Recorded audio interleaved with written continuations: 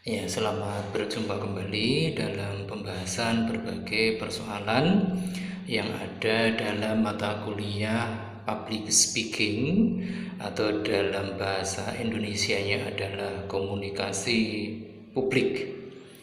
Dalam pertemuan kali ini kita akan berbicara tentang etika dalam melakukan atau melaksanakan proses public speaking atau komunikasi publik. Mengapa etika itu penting? Iya, semua orang paham betul bahwa apapun yang akan dilakukan oleh seseorang, jika dilandasi dengan etika yang baik, maka hasilnya tentu akan jauh lebih positif dibandingkan jika sebuah proses apapun itu dilakukan dengan tanpa menjunjung tinggi etika itu sendiri. Hal ini menjadi wajar mengingat public speaking merupakan proses penyampaian informasi dari seorang public speaker kepada audiensnya, di mana para audiens ini betul-betul menarik perhatiannya jika public speaker yang dimaksud memiliki kapabilitas dan kemampuan yang mumpuni dalam hal aspek-aspek menjadi seorang public speaker yang baik. Dalam proses penyampaian informasi tersebut, seorang public speaker tentu harus memperhatikan beberapa faktor yang menjadi titik perhatian jika dia ingin menjadi seorang public speaker yang baik dan sekaligus disukai atau digemari oleh audiensnya.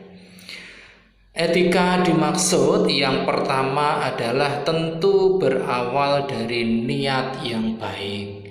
Apapun yang akan dilakukan oleh kita, landasilah dengan niat yang baik, mengingat dengan niat yang baik ini tentunya akan menghasilkan output serta outcome yang juga selaras dengan tujuan dari disampaikannya berbagai informasi yang ditujukan kepada para audiens. Yang berikutnya adalah bahwa dengan tujuan yang baik itu pula atau niat yang baik, harapannya apa yang disampaikan itu akan membawa manfaat yang besar bagi audiens, sehingga tidak hanya menambah wawasan mereka, namun juga lebih dari itu, yaitu mereka mampu dan mau untuk melakukan sesuatu seperti yang diinginkan oleh si public speaker. Niat yang baik tentu akan melandasi siapapun untuk melakukannya dengan tulus dan ikhlas, yang disampaikannya berasal dan dilandasi dari hati atau relung yang paling dalam, sehingga para audiens pun merasa bahwa si public speaker tadi patut untuk diberikan apresiasi dalam menyampaikan materi atau informasinya. Namun demikian, dalam konteks niat yang baik ini perlu juga dipahami bahwa audiens ini meliputi berbagai kelompok, berbagai ragam, berbagai latar belakang, sehingga untuk memahamkan niat baik kita ini mungkin perlu proses tersendiri. Namun yakinlah bahwa dengan niat yang baik tentu proses yang akan dijalani dalam menyampaikan berbagai informasi tadi akan mendapatkan jalan, akan mendapatkan penghormatan, dan akan mendapatkan apresiasi yang tinggi dari para audiens. Kemudian etika berikutnya setelah kita memiliki niat yang baik adalah tentu kita tidak bisa meninggalkan dengan apa yang dimaksud dengan persiapan yang baik. Ini juga sangat vital mengingat seorang public speaker merupakan sentral dari sebuah audiensi di mana seorang public speaker ini seringkali menjadi sumber atau referensi yang sangat ditunggu oleh para audiens yang menginginkan berbagai informasi yang tentu akurat dan tajam. Oleh karenanya persiapkan diri Anda jika sedang melakukan atau akan melakukan sebuah proses komunikasi yang melibatkan publik. Persiapan di sini mulai dari bagaimana kita melakukan hal-hal yang mungkin orang mengatakan itu sangat sepele. Namun ini juga sangat penting seperti penampilan kita. Kemudian dengan hal-hal yang bersifat mungkin tidak banyak orang menilai dari sudut itu, namun menjadi hasil yang kurang maksimal jika hal-hal tersebut tidak dipersiapkan dengan baik. Misalnya, jika seseorang itu sebelum melakukan proses public speaking, dia kurang memperhatikan tentang materi apa yang dia akan sampaikan kepada audiens atau publik. Nah, berkaitan dengan persiapan ini tentu merupakan hal atau aktivitas yang sifatnya sangat kompleks, di mana salah satu persiapan dalam public speaking ini membutuhkan proses yang cukup panjang, mengingat tidak semua orang memiliki kemampuan dan kapabilitas dalam menyampaikan sebuah informasi kepada pihak lain atau pihak yang disebut dengan audiens. Oleh karenanya, jika ingin menjadi seorang public speaker yang baik, tentulah harus melakukan berbagai aktivitas, terutama aktivitas latihan. Nampaknya ini mudah untuk berbicara, namun nanti tidak semua orang bisa melakukan kegiatan menyampaikan informasi atau dalam kata lain berbicara di depan orang banyak, sehingga bisa saja seseorang yang dalam pikirannya pasti akan menilai dirinya akan mampu menyampaikan informasi, namun setelah mereka memegang mungkin mikrofon atau berdiri di depan audiens, yang ada di dalam pikiran si public speaker menjadi hilang semua atau mungkin terbalik-balik, sehingga keruntutan menjadi sesuatu yang tidak pasti. Oleh karenanya diperlukan sebuah latihan, mungkin sehari dalam seminggu atau 2 hari dalam seminggu dengan porsi yang cukup, dan kalau perlu libatkanlah mentor atau pelatih yang bisa memberikan atau berbagi pengalaman tentang bagaimana harusnya menjadi seorang public speaker yang baik. Pengalaman menjadi sesuatu yang paling berharga. Tentu bagi seorang public speaker tidak serta-merta langsung menjadi seorang public speaker yang handal, yang hebat, yang dikenal banyak orang. Namun semuanya membutuhkan sebuah proses. Sebagaimana pendahulu kita, Insinyur Soekarno, seorang orator kelas dunia, bagaimana beliau sewaktu tinggal di rumahnya Haji Umar Said Cokro Aminoto, Beliau dianggap oleh teman-temannya sedikit agak gila karena beliau seringkali berbicara di depan kaca sendirian. Banyak teman-temannya yang mengolok-olok beliau mengapa harus melakukan hal itu. Namun beberapa puluh tahun berikutnya semua orang di seluruh dunia tidak ada yang tidak mengenal siapa Bung Karno.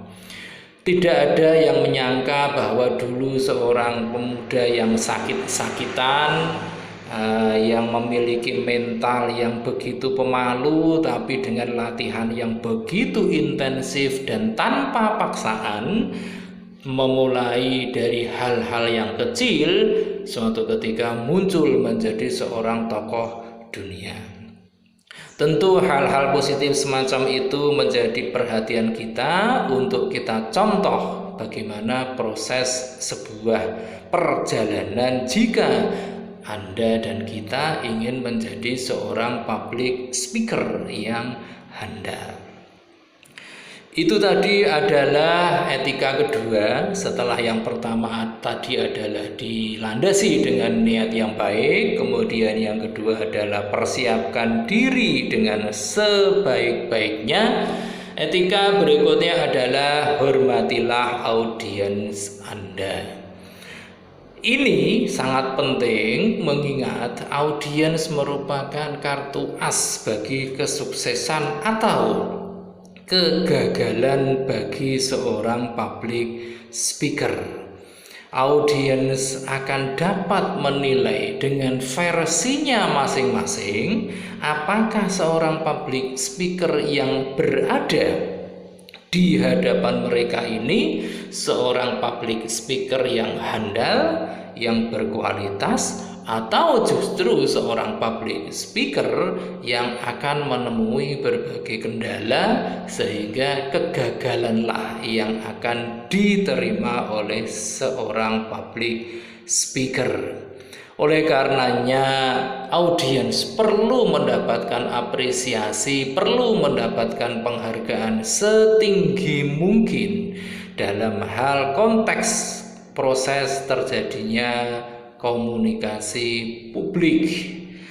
Anda sebagai seorang public speaker atau calon public speaker perlu memahami bahwa audiens ini memiliki latar belakang yang mungkin saja tidak sama antara satu individu dengan individu yang lainnya. Oleh karena itu, belajarlah untuk memahami siapa audiens yang akan dihadapinya. Hal ini dapat mungkin diketahui dari siapa atau orang yang mengerti betul, yang bisa ditanya kira-kira audiensnya itu dari golongan apa, usianya berentang di usia berapa, profesinya apa, penghasilannya berapa, dan sebagainya dan sebagainya. Sehingga dengan data-data yang valid tentang kondisi dari audiens, kita sebagai seorang public speaker dapat mengukur, dapat menilai kita harus berbicara dengan model seperti apa. Kita harus berbicara dengan model dan pilihan kata yang seperti apa. Mengingat audiens yang tidak sama tadi, tentu seorang public speaker harus mampu memiliki kemampuan untuk membedakan segmentasi dari audiens. Kalau kita menghadapi audiens yang berlatar belakang pendidikan tinggi dengan profesi yang sangat dihormati masyarakat, tentu akan jauh berbeda misalnya dalam pemilihan kata kalau kita sedang menghadapi khalayak umum yang terdiri dari berbagai macam usia, berlatar belakang berbagai pekerjaan, berbagai latar belakang kemampuan ekonomi, dan sebagainya dan sebagainya.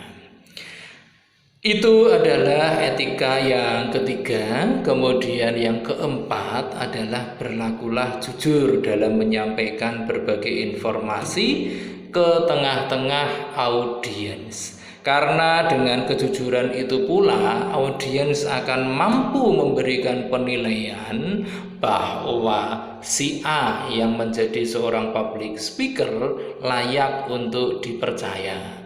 Jangan sampai kita menyampaikan informasi yang tidak akurat. Kalau perlu dalam menyampaikan informasi ke publik disertai dengan bukti-bukti, disertai dengan berbagai data yang valid, sehingga informasi yang disampaikan tersebut dapat dipertanggungjawabkan isinya atau kontennya. Tentu dalam menyampaikan proses komunikasi publik ini perlakuannya pun berbeda sesuai dengan audiens yang dihadapinya. Namun dengan kejujuran maka seorang public speaker memiliki peluang yang lebih besar untuk meraih kesuksesan sebagai seorang public speaker yang handal jika dibandingkan dengan mereka yang hanya sekedar berbicara di depan publik. Karena masyarakat sekarang audiensnya sudah semakin pandai, sudah semakin cerdas, sehingga mereka pun sudah dapat menilai seseorang dari mungkin pilihan katanya, etika berdirinya, etika pada saat disanggah oleh orang, pada saat menjawab pertanyaan, dan sebagainya dan sebagainya. Etika berikutnya adalah yang perlu diperhatikan jika ingin menjadi seorang public speaker yang baik adalah dalam menyampaikan public speaking, pilihlah konten atau materi-materi yang membawa manfaat bagi audiens kita. Sebetulnya dari kecil kita sudah diajari, bahkan dihadapkan langsung dengan para public speaker yang handal, yaitu pada saat kita menjalani proses pendidikan formal dari pada saat masih pendidikan anak-anak, kemudian sekolah dasar, kemudian sekolah menengah pertama, sekolah menengah atas, bahkan sampai tingkat pendidikan tinggi. Guru-guru kita itu telah menjadi guru yang luar biasa dalam melatih kita untuk belajar bagaimana menjadi seorang public speaker yang handal.